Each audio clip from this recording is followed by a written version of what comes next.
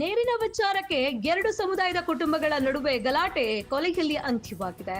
ಕೋಲೇನಹಳ್ಳಿ ಗ್ರಾಮದಲ್ಲಿ ನಡೆದಿರುವ ಘಟನೆ ನಿನ್ನೆ ಮಧ್ಯಾಹ್ನ ತಡವಾಗಿ ಬೆಳಕಿಗೆ ಬಂದಿದೆ. ಬೊಲೆರೋ ವಾಹನದಲ್ಲಿ ಡಿಕ್ಕಿ ಹೊಡೆದು ಕೊಲೆ ಮಾಡಲಾಗಿದೆ ಎಂದು ಆರೋಪವಾಗಿದೆ. ನೇರಿನ ವಿಚಾರಕ್ಕೆ ಗಲಾಟೆ ಮಾಡಿಕೊಂಡಿದ್ದ ಆನಂದ್ ಹಾಗೂ ರಾಮಕೃಷ್ಣ ಇಬ್ಬರ ನಡುವೆ ಮಾರಾಮಾರಿ ಹಾಕಿತು.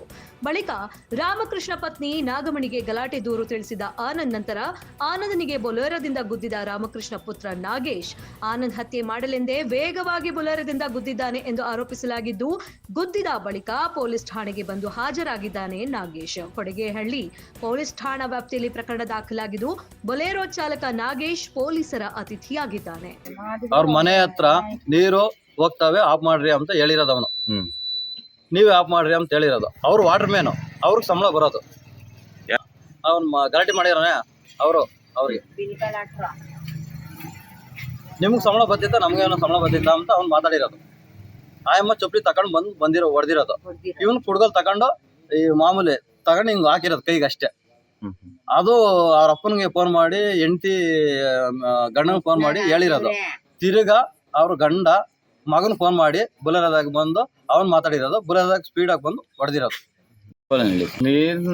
ನೀರ್ ತೊಂದ್ರೆ ಅಂತ ಅವ್ರ ಮನೆ ಮುಂದೆ ಪಕ್ಕದಲ್ಲಿ ಒಂದು ಸಣ್ಣ ಟ್ಯಾಂಕ್ ಐತೆ.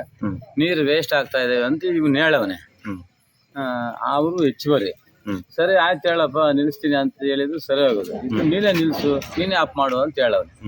ಅದಕ್ಕೆ ಇವ್ನ ಹೇಳ್ಬಿಟ್ರೆ ನನಗೆ ಬರೋ ಸಂಬಳ ಅವ್ರಿಗಲ್ವ ಬರೋ ಸಂಬಳ ಅಂತ ಬೈದವನೆ. ಈಗ ಆಯ್ತು ಡ್ಯೂಟಿಗೆ ಹೋಗೋನೆ, ಮನೆ ತಕ್ಕ ಹೋಗಿ ಗಲಾಟೆ ಮಾಡಿ ನನಗೆ ಫೋನ್ ಮಾಡಿದ್ರು. ಹಿಂಗೆ ಗಲಾಟೆ ಮಾಡಿದೆ, ಕರ್ಕೊಂಡು ಹೋದೆ.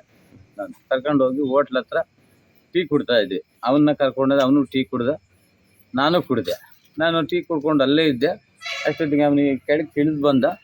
ಅವನು ಆ ಕಡೆಯಿಂದ ಈ ಕೊಡಗೇನಹಳ್ಳಿ ಕಡೆಯಿಂದ ಬಂದು ಆ ರೋಡಲ್ಲಿದ್ದ ಮುಗ್ಲಲ್ಲಿ ಬಂದೇನೆ ಗುದ್ಬಿಟ್ಟೆ ಅವನು. ಅಲ್ಲೇ ಸ್ಪಾಟ್.